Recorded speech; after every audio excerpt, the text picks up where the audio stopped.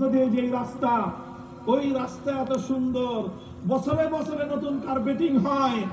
আর আমার একটা অবলা প্রাণী গাধা তোমার রাষ্ট্র দিয়ে চলবে,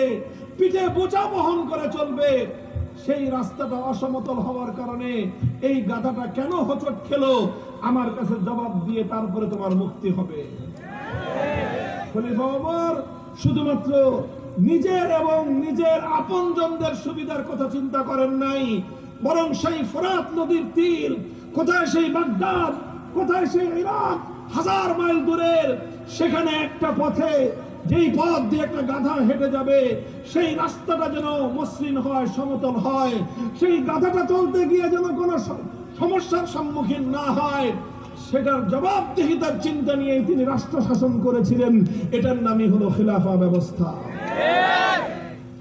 অনেকে আমরা মনে করি যে এগুলো হুজুর 1400 বছর আগের গল্প, এগুলো এখন বলে লাভ নাই, এগুলো এখন আর বলে লাভ নাই, আপনারাও ক্ষমতায় গেলে ওই রকমই করবেন, এটা অনেকে বলে। আমি তাদেরকে বলতে চাই, আলহামদুলিল্লাহ, আজ পৃথিবীতে 55টা মুসলিম দেশ,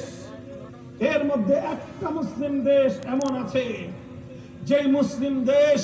তারা নিশ্চিত করেছে আর কিছু করতে পারি বা না পারি, আমাদের দেশে, আমাদের জমিনে আল্লাহর কোরআনের বিরুদ্ধে, ইসলামী শরীয়তের বিরুদ্ধে, আল্লাহর আইনের বাইরে এক অক্ষরও চলবে না। ওই দেশের নামটা এখন বলবো না, ওই নামটা বললে আমাদেরকে এক শ্রেণীর মানুষ ভয় দেখায়, এটা পরে বলবো, নামটা পরে বলবো। কিন্তু তারা নিশ্চিত করেছে একটা জিনিস, হতে পারে পৃথিবীর কোন দেশ আমাদেরকে স্বীকৃতি দিবে না, হতে পারে পৃথিবীর কোন দেশ আমাদের সাথে বাণিজ্য করবে না, হতে পারে পৃথিবীর কোন দেশ আমাদের সঙ্গে কূটনৈতিক সম্পর্ক স্থাপন করবে না, হতে পারে পৃথিবীর কোন দেশ আমাদের ব্যাংকগুলোর সঙ্গে ব্যাংকিং কার্যক্রম পরিচালনা করবে না, হতে পারে পৃথিবীর কোন দেশ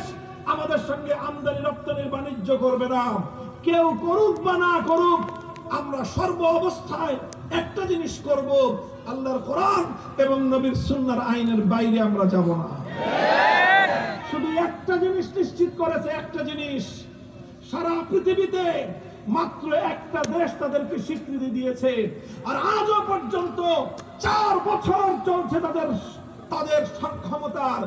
আজ পর্যন্ত পৃথিবীর দ্বিতীয় কোন রাষ্ট্র এখনো পর্যন্ত তাদেরকে পূর্ণাঙ্গ স্বীকৃতি দেয় নাই। সারা দুনিয়ার অসহযোগিতার মুখেও তারা এমন একটা রাষ্ট্র ব্যবস্থা কায়েম করেছে, যে রাষ্ট্র